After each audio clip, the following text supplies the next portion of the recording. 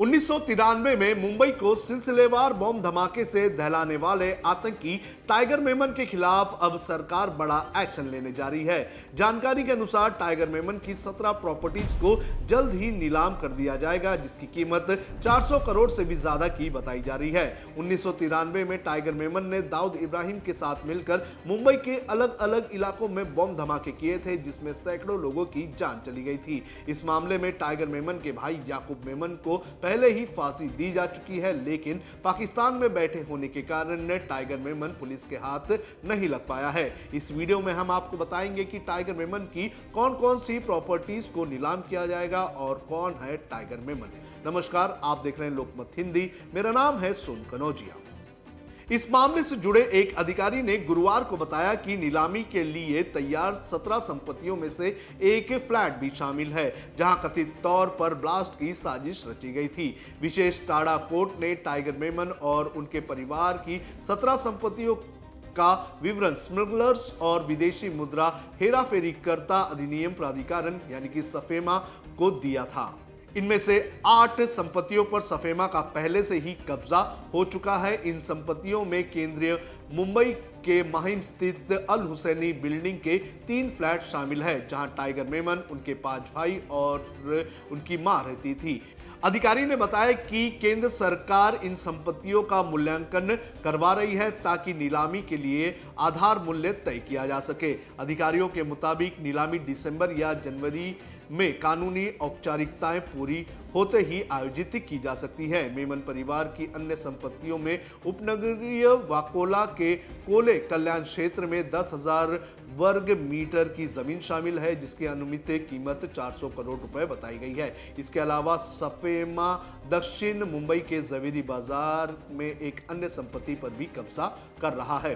अधिकारियों के मुताबिक बांद्रा और कुर्ला में फ्लैट और दक्षिण मुंबई के मनीष मार्केट में 4 दुकानें टाइगर मेमन और महमूद डोसा की संपत्ति है। इन्हें नीलामी के लिए जल्द ही सफेमा अपने कब्जे में लेगी। फिलहाल टाडा कोर्ट के फैसले पर अपील चल रही है। आपको बता दें कि 22 मार्च 1993 को बॉम्बे में 2 घंटे के भीतर 12 बम धमाके हुए थे। इन धमाकों में 257 लोग की जान गई थी और 713 लोग गंभीर रूप से घायल हुए थे। नीलामी जनवरी तक होने की उम्मीद जताई जा रही है। जो अधिकारियों ने बताया है, उनके अनुसार परिवार की 4 अन्य संपत्तियों पर मुकदमे चल रहे हैं, जबकि 5 संपत्तियों पर कब्जा लेने की प्रक्रिया जारी है। केंद्र सरकार के अधिकारी 8 जब्त संपत्तियों का मूल्यांकन कर रहे हैं। अधिकारियों ने कहा कि कानूनी औपचारिकताएं जल्द खत्म हो जाएगी और ये जो नीलामी प्रक्रिया है वो दिसंबर में शुरू हो सकती है। 34 साल पहले किए गए थे फ्लैट्स पर कब्जे। सीबीआई के अनुसार धमाकों से जुड़ी साजिश की एक बैठक मेमन परिवार के अल हुसैनी बिल्डिंग के फ्लैट में की गई थी। परिवार के पास 5वीं और 6वीं मंजिल पर 3 फ्लैट थे। टाइगर मेमन और उसके परिवार के सदस्यों की विस्फोट में भूमिका सामने आने के बाद कानून प्रवर्तन एजेंसियों ने 34 साल पहले इन फ्लैटों को जब्त कर लिया था और अप्रैल में खोला गया था। अब क्या है सफेमा एक्ट, ये भी आपको बता देते हैं। सफेमा एक्ट 1976 में लागू हुआ था, जो स्मगलिंग और विदेशी मुद्रा उल्लंघन से जुड़े अपराधियों की संपत्तियों को जब्त करने का अधिकार देता है। ये एक्ट आतंकवादी फंडिंग को रोकने के लिए उपयोगी साबित हो रहा है। हाल ही में सितंबर 2025 में हाईकोर्ट ने टाइगर के रिश्तेदारों की याचिका खारिज कर 2 फ्लैट पर जब्ती को मंजूरी दी थी, जिससे प्रक्रिया और भी तेज हो गई। अब नीलामी क्यों कर रही है सरकार, ये भी आपको बता देते हैं। केंद्रीय एजेंसियों का कहना है कि इन सभी संपत्तियों को नीलाम कर सरकार आतंक से जुड़े अवैध संपत्तियों पर पूरी तरह से नियंत्रण करना चाहती है। इन नीलामियों से मिलने वाले पैसों को राष्ट्रीय सुरक्षा और सामाजिक कल्याण के कामों में लगाया जाएगा। धमाकों की साजिश और फिर फरारी की कहानी। सीबीआई के अनुसार 12 मार्च 1993 को हुए सीरियल बम धमाकों की साजिश अल हुसैनी बिल्डिंग के फ्लैट में रची गई थी। इन धमाकों में 257 लोगों की जान चली गई थी।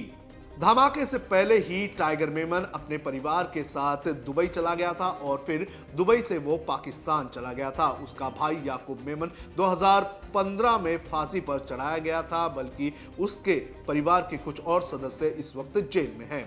पाकिस्तान में छुपा है टाइगर मेमन।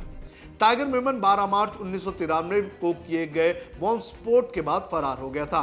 मुंबई के बारास्तान में हुए बॉम्ब धमाके में बड़े पैमाने पर लोगों की जान चली गई थी और इस हमले के एक दिन पहले ही टाइगर मेमन अपने परिवार वालों के साथ पहले दुबई के लिए रवाना हुआ और उसके बाद वो पाकिस्तान चला गया, जहां दाऊद इब्राहिम रह रहा था। दाऊद इब्राहिम की मदद से ही उसे पाकिस्तान पहुंचने में मदद की गई थी और उसके बाद से ही वो पाकिस्तान में रह रहा है। लेकिन बीच बीच में सरकार जो है इन आतंकियों की संपत्तियों का ब्यौरा लेती है और इन्हें नीलाम करने का काम करती है और इसी कड़ी में अब दाऊद इब्राहिम की प्रॉपर्टीज को भी नीलाम किया जा रहा है।